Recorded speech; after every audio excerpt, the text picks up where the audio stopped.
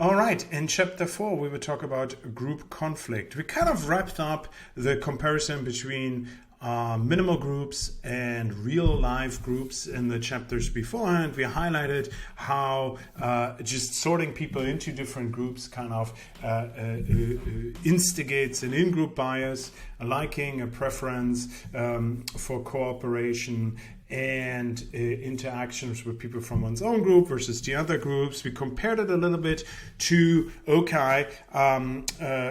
compared it to real groups versus minimal groups. We kind of assumed, we showed that everything within minimal groups, there's a lot of things that just sorting people into one group or the other already kind of instigates these out-group, in-group biases, which we kind of assumed before we did minimal group paradigm were part of social historic developments. But what we can see in this comparison is also that these are really much stronger in real groups. So minimal groups have similar effects on a lot of dimensions, yet they are weaker. And one of the reasons why they are weaker is that there's rarely in these minimal group designs, people are not interested per se in introducing group conflict. But once you introduce conflict between these groups, so you can see an amplification of all the negative and positive things we associate with a group behavior. And we want to focus in this chapter on this amplifier, group conflict. We want to define it. We want to kind of see how it gets started. And then we want to see how it can kind of spiral into violence and terrorism. And then in the last chapter, in chapter 5, we will fix it. And what can we do once there is intergroup conflict? What would be a way to kind of at least lessen the negative impact of intergroup violence and conflicts. All right, let's start with another really famous study that also recently got a little bit under fire. So I think it's really in the notes. You can see a link to an interview of a person who wrote a book about this experiment and about Mustafa Sharif's research in that area, kind of highlighting that he, similar, not as blatant as Zimbardo, but similarly really wanted to show a certain thing and selectively reported some of the results. So take this more as a story rather than experiment, like scientific data. And there are other reasons why you should be cautious about. There's no control group, the sample is tiny, and so forth. But I think it illustrates a lot of the thinking we have about group conflict. The results kind of are hold up, his insights hold up, and you can see even his ideas about amending group conflict still somewhat stand and inspire today. So what is this study all about? It's called the Robbers Cave study. I was thinking, why is it called Robbers Cave? Because it was in a national park that was called Robbers Cave in Arkansas. Here you can see some pictures of these boys. So what Sharif did and his team, they invited 22 boys. They came to this camp and they were there to stay for 2 weeks, and they were divided into 2 groups arbitrarily. And then Sharif and his team said, like, hey, why don't you give yourself a name, establish some norms, and so forth. So it was the rattles and the snakes. The rattles and the snakes formed groups. They made flags with little symbols that identified them as being a member of that group. They established some norms. So for instance, it's like for us, it's rattles and eagles, sorry. If you're an eagle, then you have to be tough and you have to be a good sport, for instance. This is what our group is all about. And at the beginning, you could see very little group animosity, in-group, out-group animosity. So at the beginning, the boys didn't really care that there was another group. They just simply coexisted, okay? But now what happened if you... so now, like what in the second phase of this experiment, what Sharif and his team did, they introduced conflict, they introduced competition, and it was a zero-sum competition. Remember, we had that beforehand when we talked about the minimal group. This is something minimal group paradigms avoid. Here it was intentionally introduced. So a zero-sum game means that we play something where one wins, the other loses. If I get more, you get less. If you get more, I get less, and so forth. And so here what they did is they would have competitions, tug of war, baseball, and so forth, things boys at that age in that time of history would do to win these competitions. If we win, you would get some perks at night. You could watch a movie, you get better puddings, better food, etc. Okay, so it's like basically if we win, it was really important. And this is what you can see now, where kind of verbally and physically abuse between these groups starts. So one group would steal the flag of the other and destroy the flag of the others. They would verbally abuse the other group. They would also form some kind of stereotypes and prejudice. They would say like, oh, the robbers, the eagles, they're lazy. That's why they always lose. They never work hard enough to get those wins. And then the other group would say like, oh, the other group, they're cheaters. They don't play fair. That's why they win. If we would play fair, we would win. So you can kind of see how easily after just like I think 6 or 7 days of like 2 or 3 of these with competitions, like a lot of stuff happened that is very similar to what we would kind of characterize group conflict. Kind of seeing that even down to kind of ideas about why the others are behaving in the way, why they're losing, why they're winning, what their character is, and so forth. And this was kind of part of Sharif's idea that the moment you put conflict between groups, that is when things escalate.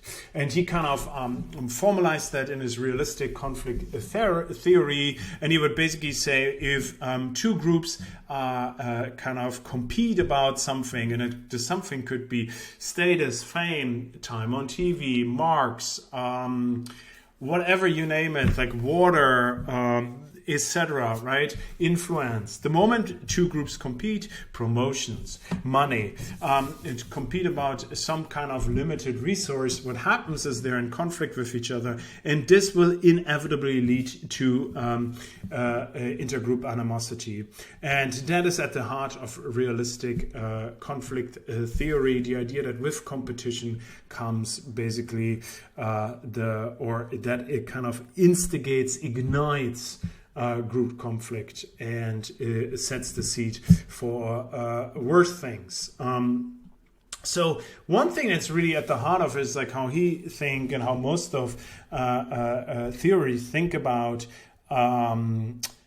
kind of like the starting point of real group conflict is not so much that one group sees that they're worse off than the others, but it's about what it's called relative deprivation. Okay, and so I want to demonstrate it as first in a kind of like what is called the Easterlands Paradox, which you are probably not under the name, but you're familiar with, and it basically with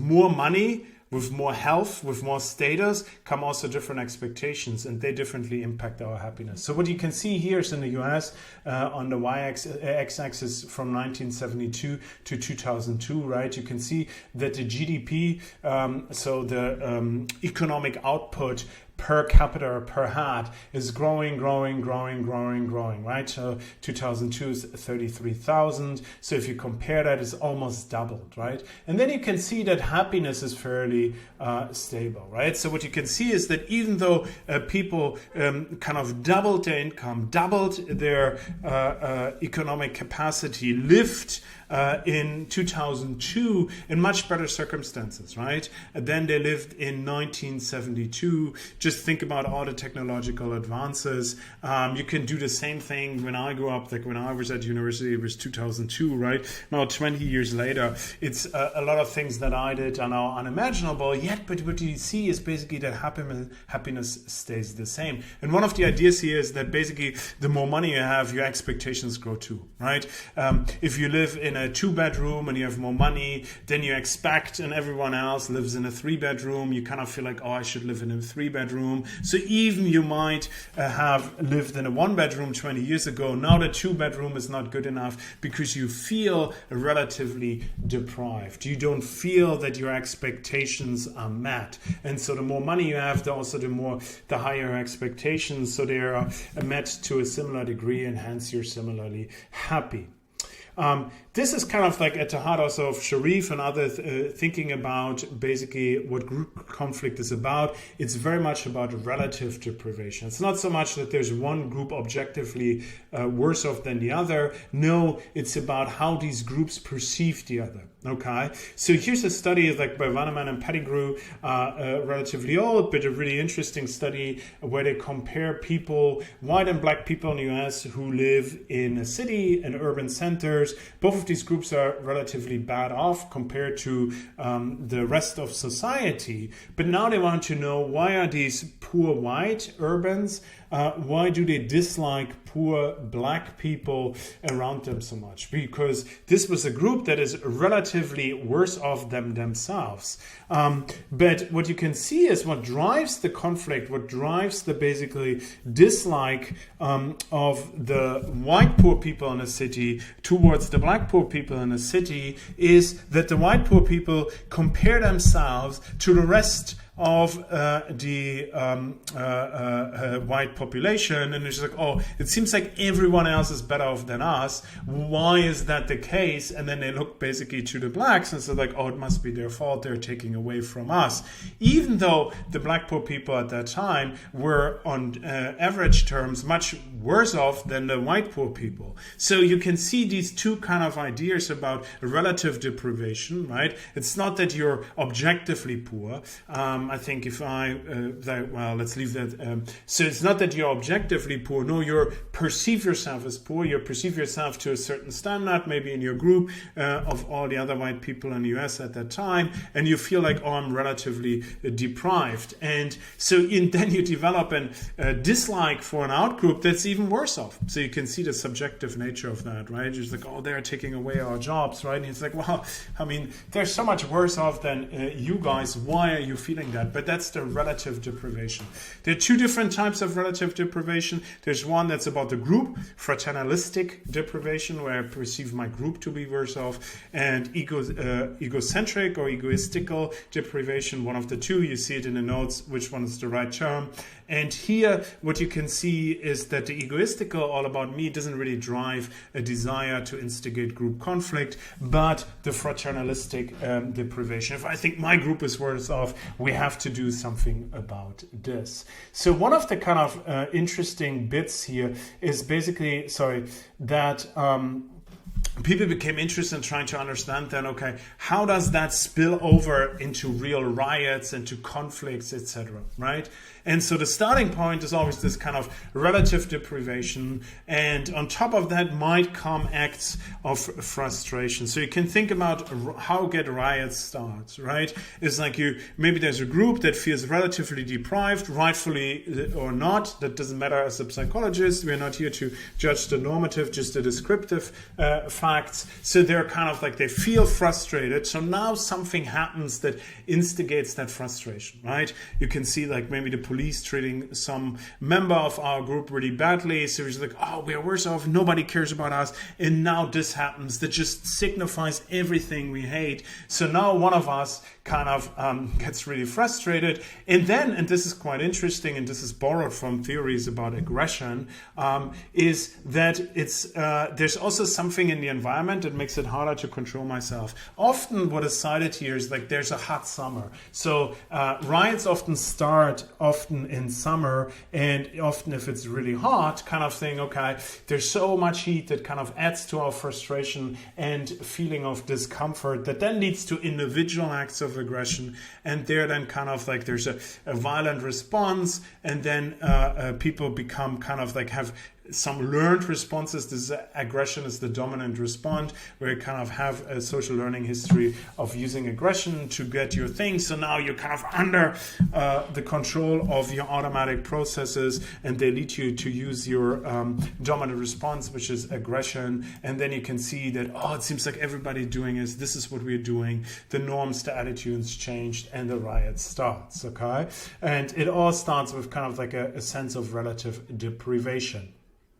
Another one, which I want to touch a little bit shorter on, which is like basically this idea. There was like in the 2010s, a lot of people were wondering within the scientific community, suicide bombers, self-sacrifice, how is this possible? Why do people do something like that? We can see it in all societies. At some point in history, there was something where people would self-sacrifice themselves for the group. It seems kind of strange that somebody would be willing to die. And one of the key insights, I think, here is that it is often not so much about how much money you have or even your relative deprivation, but it's about the feeling of being somebody valued. And what they kind of the opposite would be a loss of significance. Okay, so significance quest theory thinks that basically what happens is that people lose significance. They get humiliated, they get shamed in some way or the other, get treated not as another valuable member of the group. They're not shown any kind of respect, are not their insights, their knowledge, their competences are not cherished. They're not treated as autonomous beings. No, they're the opposite. So now I perceive that I am less in this group, so I have a loss of significance, which strengthens my identification with my group and then leads me to kind of adopt extreme behaviors as compensatory behaviors to regain my dignity and my significance. So here you can see some data on the Tamil tigers, support for the Tamil tigers. And what you can see here, right, is like they're trying to predict, this is a correlational study, trying to predict the support for struggle and the support for violence. And you can see shame in the last few weeks is a positive predictor of both of these. Shame frequency, how often you have been shamed, especially by the police. This is like what here. And the feeling of insignificance, right? And all of these contribute to supporting the struggle and supporting violence. Other studies also think that these same factors also contribute to a willingness to self-sacrifice. One kind of common reaction by governments around the world is to react to that with violence, right? I think here's like you see a picture a little bit blurred in the back of the yellow vests in France, or that was 2 years or 3 years ago, a movement where that violently clashed with the police. And often the idea is like, okay, if the movement starts small, then we have to crush it. If we go in there hard and strong, then what we will see is that basically the movement is squashed and violence will not erupt. But here in the study, what they find is actually that the opposite is true, that the police violence kind of ignites a stronger support and a stronger willingness for self-sacrifice. So this is in France here, there's also a correlational study, but here you have basically a model that tries to kind of show how this works. So this is basically, here you can see if you 1 or 2, so do you have experience, do you see violence by police, exposed to police violence, is that EPV. So the stronger, the more often you were exposed to police violence, then the stronger you perceive the loss of significance, okay? And this was kind of like, okay, so this then ignites these two paths. One path says like, okay, I identify stronger with the yellow vest, that's the YV here, and I'm also have stronger intentions to self-sacrifice. So here what actually happens is that those who do not perceive police violence, that they actually are less likely to then stronger identify with the movement and are stronger to be willing to commit violence. So it, in some sense, what happened here is that the police violence backfired, right? They wanted to squash the movement, but what happened is they basically poured oil into the fire. So in a similar way, we come back a little bit, obviously, like little bit less violent. We come back to our robbers and caves. So we are now kind of like in the middle of it. Let's say you're a camp leader, right? And the eagles and the snakes, the eagles and the rattles, that's the rattlesnakes. The eagles and the rattlesnakes, they're fighting, they're hating each other, they're abusing each other, they're stealing. There's the threat of verbal, physical violence always in the air. What could you do as a camp leader? What could you do in order to smooth the conflict out a little bit? And this is what we turn to in our last chapter.